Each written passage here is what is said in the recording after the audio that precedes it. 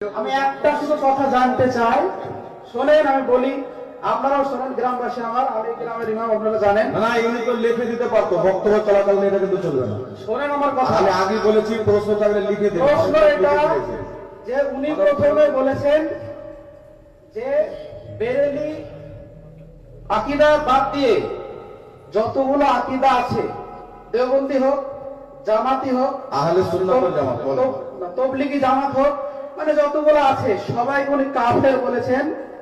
এই ব্যাপারে আমি প্রশ্ন করতে এসেছি যে যারা বলেছে যে আল্লাহ মিথ্যা বলতে পারে, না না, আপনি একত্রে সবাইকে বলেছেন, এটা অন্যায় করেছেন আপনি। আপনি মানেন? শোনেন, ইসমাইল দেহলেভির যে কিতাব সেটা আমি চোখেও দেখিনি, তাহলে আমি কি করে কাফের হবো বলেন?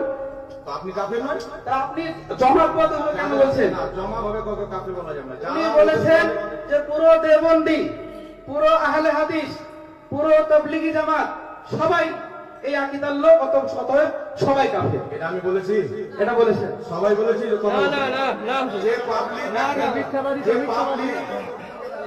যে পাবলিক আপনার ফ্যান চালায়, শরীয়ত সম্পর্কে জানে না, রাস্তাতে ফল বিক্রি করে খায়, কত আকীদার ব্যাপারে জানেন না।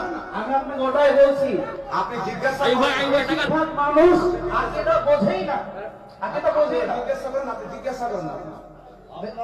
আমি বলে দিচ্ছি মূল বিষয় এটা। আপনি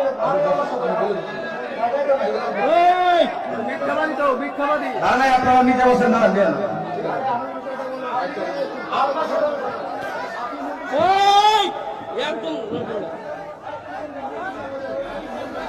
এই দাঁড়ান, কে কথা বলি না, দাঁড়ান।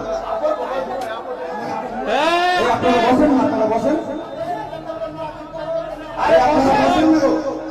বসেন, কথা শুনেন, এটাও তো একটা কথা নাকি? আমি কাফের হয়ে যাবো, আমি মেনে নিব? না, আপনারা কথা বলুন। আপনারা বলেন, আমি যদি কাফের বলো আমাকে মেনে নিব? আমার কথা হচ্ছে, যারা বলছে বা লিখেছে যে আল্লাহ মিথ্যা বলতে পারে, তাদেরকে আমি কাফির বলেছি। যে ব্যক্তিরা এইগুলো জিনিস লিখেছে তাদেরকে সমর্থন করে, তাদের দলে চলে আহলে হাদিস, দেওবন্দি এবং তবলিগি জামাত। উনি বলুক আমি ইসমাইল দাইরকে মানি না, উনি বলুক ইসমাইল দাইরকে মানি না। এই শুনেন, আমি কথা বলে এখান থেকে পালিয়ে যাইনি। আর কেউ যদি মনে করেন যে হয়তো আমি ভুল বলেছি, পালাবাবু ভাগবো, এটাও না। যদি দরকার পড়ে তো কালকে পরশু জালসা ক্যান্সেল করে এখানে মুনাজারা করে